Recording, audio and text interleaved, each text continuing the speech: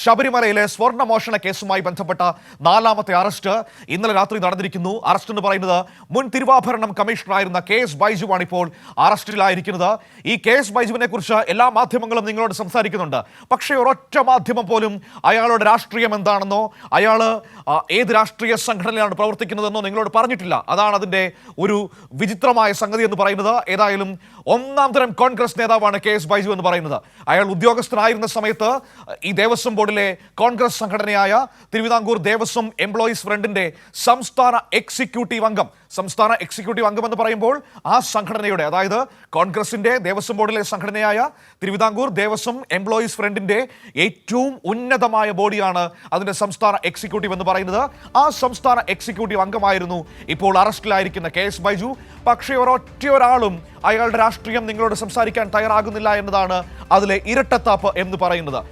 ഈ വിരമിച്ചതിന് ശേഷം ഇയാൾ വിരമിച്ചവരുടെ കോൺഗ്രസ് സംഘടനയുടെയും അംഗമാണ് എന്നതാണ് മറ്റൊരു പ്രധാനപ്പെട്ട കാര്യം. അതായത് അയാൾ ഈ സമയത്തും കോൺഗ്രസുമായി ബന്ധപ്പെട്ട് പ്രവർത്തിക്കുന്ന ഒരു പ്രധാനപ്പെട്ട വ്യക്തി കൂടിയാണ് ഈ അറസ്റ്റിലായിരിക്കുന്ന KS ബൈജു. ഏതായാലും ഇയാളെ ഇന്ന് കോടതിയിൽ ഹാജരാക്കുമെന്നാണ് ഇപ്പോൾ ഞാൻ മനസ്സിലാക്കാൻ കഴിയുന്നത്. ഒപ്പം തന്നെ ഉണ്ണികൃഷ്ണൻ പോറ്റിയോടൊപ്പം ഇരുത്തി ഇയാളെ ചോദ്യം ചെയ്യുമെന്ന് അറിയുന്നു. ഏറ്റവും പ്രധാനപ്പെട്ട കാര്യം, ഈ സ്വർണ്ണ മോഷണത്തിൽ നിർണായക പങ്ക് ഇയാൾക്കുണ്ട് എന്ന് അന്വേഷണ സംഘം മനസ്സിലാക്കിയിരിക്കുന്നു എന്നതാണ്. വിവരങ്ങളുമായി മാനസ തിരുവനന്തപുരത്ത് നിന്ന് നമ്മളോടൊപ്പം ചേരുകയാണ്. നോക്കാം ഇന്ന് എന്തൊക്കെയാണ് നിർണായകമായി സംഭവിക്കാൻ പോകുന്നതെന്ന്. മാനസ, ഗുഡ് മോർണിംഗ്. ശബരിമല സ്വർണ്ണമോഷണ കേസിൽ നാലാമത്തെ അറസ്റ്റ് സംഭവിച്ചിരിക്കുന്നു എന്നതാണ് ഏറ്റവും പ്രധാനപ്പെട്ട കാര്യം. KS ബൈജു തിരുവാഭരണം കമ്മീഷണറായിരുന്നു. ഇയാളാണ് മഹസർ തിരുത്താൻ നേതൃത്വം നൽകിയത്. ശബരിമലയിലെ സ്വർണ്ണമോഷണത്തിൽ നിർണായക പങ്കുണ്ട് ഇയാൾക്കെന്ന് അന്വേഷണ സംഘം കണ്ടെത്തുകയും ചെയ്തിരിക്കുന്നു. അതോടൊപ്പം തന്നെ അയാൾക്ക് പ്രധാനപ്പെട്ട രാഷ്ട്രീയമുണ്ട്. അയാൾ കോൺഗ്രസിന്റെ പ്രധാനപ്പെട്ട നേതാവ് കൂടിയാണ്. അത് മാധ്യമങ്ങൾ നമ്മളോട് മറച്ചുവെക്കുകയും ചെയ്യുന്നു.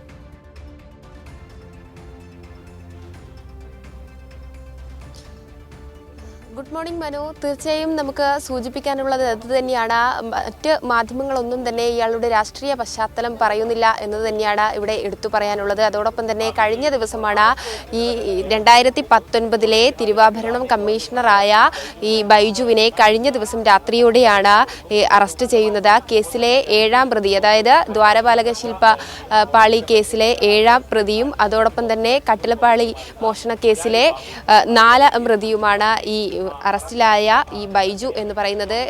അറസ്റ്റിന് ശേഷം വൈദ്യ പരിശോധനയ്ക്ക് വിധേയമാക്കി പിന്നീട് ചോദ്യം ചെയ്യൽ നടപടികൾ അന്വേഷണ സംഘം ആരംഭിച്ചു എന്ന് തന്നെയാണ് മനസ്സിലാക്കുന്നത്. ഉണ്ണികൃഷ്ണൻ പോറ്റി, അതായത് മുഖ്യപ്രതിയായ ഉണ്ണികൃഷ്ണൻ പോറ്റിക്കൊപ്പം ഇരുത്തിയാണ് ചോദ്യം ചെയ്യൽ നടക്കുന്നത്. ചോദ്യം ചെയ്യലിന് ശേഷമാണ് റാന്നി കോടതിയിൽ ഹാജരാക്കുക എന്ന് തന്നെയാണ്, അതായത് ഇന്ന് രാവിലെയോടെ റാന്നി കോടതിയിൽ ഹാജരാക്കും എന്ന് തന്നെയാണ് അറിയാൻ സാധിച്ചത്. മാത്രമല്ല വിജിലൻസിന്റെ അന്വേഷണത്തിലും ഇയാളുടെ പങ്ക് എത്രത്തോളമാണ് എന്നുള്ളത് വിജിലൻസ് സംഘം കണ്ടെത്തിയിരുന്നു.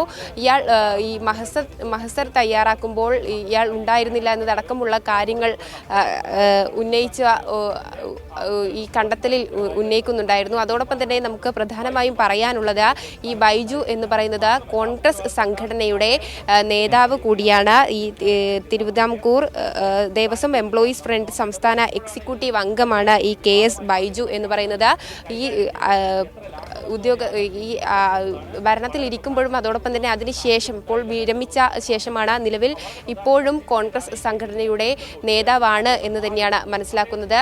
അതുകൊണ്ട് തന്നെ കോൺഗ്രസിൻ്റെ പങ്ക് ഈ ശബരിമലയിലെ സ്വർണ്ണപ്പാളി അതോടൊപ്പം തന്നെ കട്ടിടപ്പാളി മോഷണ കേസിൽ കോൺഗ്രസിൻ്റെ പങ്ക് കൂടി വ്യക്തമാവുകയാണ്. മനഃപൂർവ്വമാണോ ഇത്തരത്തിലുള്ള ഒരു അഴിമതി കാണിച്ചത് എന്നതടക്കമുള്ള കാര്യങ്ങളാണ് ഇപ്പോൾ പുറത്തു വരുന്നത് എന്നുള്ളതാണ്. ബൈജു അറിയാതെ ഇത്തരത്തിലൊരു കാര്യം നടന്നിട്ടുണ്ടാവില്ല എന്ന കണ്ടെത്തൽ തന്നെയായിരുന്നു ഉണ്ടായിരുന്നത്. ഒപ്പം ഏറ്റവും പ്രധാനപ്പെട്ട കാര്യം എന്ന് പറയുന്നത് ഇയാൾ തിരുവിതാംകൂർ ദേവസ്വം ബോർഡിന്റെ തിരുവാഭരണം കമ്മീഷണറായിരുന്നു. ഈ തിരുവാഭരണം കമ്മീഷണറാണ് ഈ പറയുന്ന സ്വർണ്ണമടക്കമുള്ള വസ്തുക്കളുടെ ആഭരണങ്ങളുടെ ഒക്കെ കണക്ക് സൂക്ഷിക്കേണ്ടത്. അതിന്റെ അറ്റകുറ്റപ്പണികൾ ഉണ്ടെങ്കിൽ അത് കൃത്യമായി രേഖപ്പെടുത്തി വെക്കേണ്ടത്. പക്ഷേ ബൈജു എന്താണ് ചെയ്തത്? മഹസറിൽ സ്വർണ്ണപ്പാളിക്ക് പകരം ചെമ്പ് എന്ന് രേഖപ്പെടുത്തി ആ തട്ടിപ്പിന് കൂട്ടുനിൽക്കുകയാണ് ചെയ്തത്. അതായത് ആ നിമിഷം മുതൽ തന്നെ തുടങ്ങുന്നു ബൈജുവിന്റെ ഇടപാടുകൾ. അപ്പോൾ അന്വേഷണ സംഘം മനസ്സിലാക്കിയിരിക്കുന്നത് ഈ ദ്വാരപാലക ശില്പികളിലെ സ്വർണം, ഒപ്പം തന്നെ കട്ടിളപ്പാളിയിലെ സ്വർണം, ഇതൊക്കെ പോയതിൽ ബൈജുവിന് കൃത്യമായ അറിവുണ്ടായിരുന്നു. ബൈജുവിന്റെ അറിവോടെ തന്നെയാണ് ഈ പറയുന്ന എല്ലാ സാധനങ്ങളും ശബരിമലയിൽ നിന്ന് പുറത്തേക്ക് പോയത്. അതിൽ കൃത്യമായൊരു ഗൂഢാലോചന ബൈജുവും ഉണ്ണികൃഷ്ണൻ പോറ്റിയും അടക്കം ചേർന്ന് നടത്തിയിട്ടുണ്ട് എന്ന നിഗമനത്തിലാണോ അന്വേഷണ സംഘമുള്ളത്?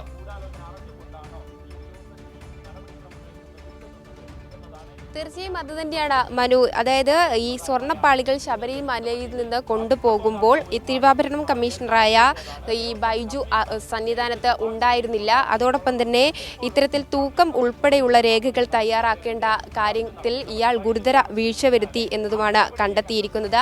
തീർച്ചയായും മനു സൂചിപ്പിച്ചതുപോലെ തന്നെ ഇത്തരത്തിലുള്ള അറ്റകുറ്റപ്പണികൾക്കൊക്കെയും തന്നെ ഈ വസ്തുക്കൾ കൊണ്ടുപോകുമ്പോൾ അത് തിരുവാഭരണം കമ്മീഷണറുടെ സാന്നിധ്യത്തിലായിരിക്കണം. പക്ഷേ ഇയാൾ അന്ന് ഉണ്ടായിരുന്നില്ല. അതോടൊപ്പം തന്നെ ചെമ്പുപാളി എന്ന എഴുതി തീർക്കാനുള്ള ഒരു ശ്രമവും ഇയാളുടെ ഭാഗത്ത് നിന്ന് ഉണ്ടായി എന്നതടക്കമുള്ള കണ്ടെത്തൽ തന്നെയാണ്. തീർച്ചയായും ഇത് ഒരു ഗുരുതര വീഴ്ചയായിട്ട് തന്നെയാണ് അന്വേഷണ സംഘം കണ്ടെത്തിയിരിക്കുന്നത്. അതുകൊണ്ട് തന്നെ വിശദമായ ചോദ്യം ചെയ്യൽ അല്ലെങ്കിൽ കൂടുതൽ ചോദ്യം ചെയ്യൽ നടത്തി വരികയാണ് എന്ന് തന്നെയാണ് മനസ്സിലാക്കുന്നത്. ഈ ഉണ്ണികൃഷ്ണൻ പോറ്റിക്കൊപ്പം ഇരുത്തിയാണ് ഇയാളെ ചോദ്യം ചെയ്യുക എന്നതും അറിയിച്ചിരുന്നു. പിന്നാലെയായിരിക്കും, അതായത് ചോദ്യം ചെയ്യലിന് ശേഷമായിരിക്കും റാന്നി കോടതിയിൽ ഹാജരാക്കുക എന്നതും അറിയിച്ചതാണ്. അതോടൊപ്പം തന്നെ ഞാൻ നേരത്തെ സൂചിപ്പിച്ചതുപോലെ തന്നെ വിരമിച്ച ദേവസ്വം ജീവനക്കാരുടെ കോൺഗ്രസ് അനുകൂല സംഘടനയുടെ സംസ്ഥാന ട്രഷറർ കൂടിയാണ് ഈ ബൈജു എന്ന് പറയുന്നത്. അതോടൊപ്പം 2019 ബോർഡ് തീരുമാനം മറികടന്ന ശില്പപാളികൾ ഉണ്ണികൃഷ്ണൻ പോറ്റിക്ക് കൈമാറാൻ ഉത്തരവിട്ട മുൻ ദേവസ്വം സെക്രട്ടറി എസ് ജയശ്രീയെയും ഉടൻ അറസ്റ്റ് ചെയ്യും എന്ന വിവരങ്ങൾ കൂടി പുറത്തു വരുന്നുണ്ട്. ഏതായാലും അന്വേഷണവും അതോടൊപ്പം തന്നെ ഈ പ്രതികളുടെ അറസ്റ്റിലേക്ക് കടക്കുന്ന നടപടികളൊക്കെയും തന്നെ ദ്രുതഗതിയിൽ തന്നെയാണ് അന്വേഷണ സംഘം നടത്തിക്കൊണ്ടിരിക്കുന്നത്. അതോടൊപ്പം തന്നെയാണ് ഞാൻ നേരത്തെ സൂചിപ്പിച്ചതുപോലെ ഈ 2 കേസിലെയും പ്രതിയാണ്, 7ാം പ്രതിയും 4ാം പ്രതിയും കൂടിയാണ് ഈ CS ബൈജു എന്ന് പറയുന്നത്. അതുകൊണ്ട് തന്നെ ഈ കോൺഗ്രസ് പശ്ചാത്തലം കൂടിയുള്ള സാഹചര്യത്തിൽ ആ ഒരു കാര്യം കൂടി വിലയിരുത്തേണ്ട ഒരു ഘട്ടം കൂടിയാണ് ഇത്. മനു, തീർച്ചയായും അതങ്ങനെ നിൽക്കുന്നു. പിന്നെ മറ്റൊരു പ്രധാനപ്പെട്ട കാര്യം എന്ന് പറയുന്നത്, ഇതിന് കൂട്ടുനിന്ന മറ്റൊരു പ്രധാനപ്പെട്ട ആളുണ്ടല്ലോ, ദേവസ്വം സെക്രട്ടറി ആയിരുന്ന ജയശ്രീ. ഞാൻ മനസ്സിലാക്കുന്നത് അവരുടെ മുൻകൂർ ജാമ്യാപേക്ഷ ഇന്ന് പത്തനംതിട്ട സെഷൻസ് കോടതിയിലോ മറ്റോ വരുന്നുണ്ട്. അതിൽ ഒരു തീരുമാനം വന്നതിന് ശേഷം ഒരുപക്ഷെ അടുത്തത് ജയശ്രീയിലേക്ക് അന്വേഷണ സംഘം കടക്കാനുള്ള ഒരു സാധ്യതയാണോ ഇപ്പോൾ നമ്മുടെ മുൻപിൽ നമുക്ക് മനസ്സിലാക്കാൻ കഴിയുന്നത്?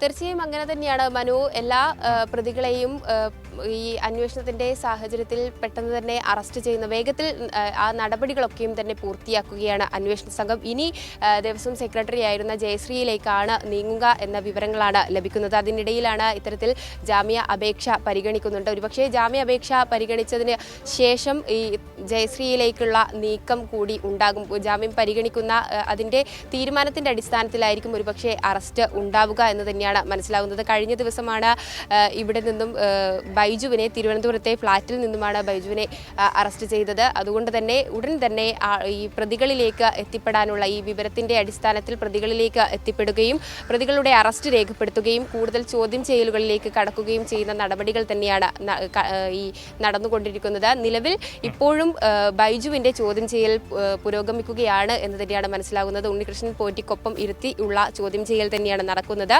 അതിനുശേഷം ഇന്ന് രാവിലെയോടെ റാന്നി കോടതിയിലേക്ക് ഹാജരാക്കും എന്നതാണ് ഇപ്പോൾ നിലവിൽ ലഭിക്കുന്ന വിവരം. മനു.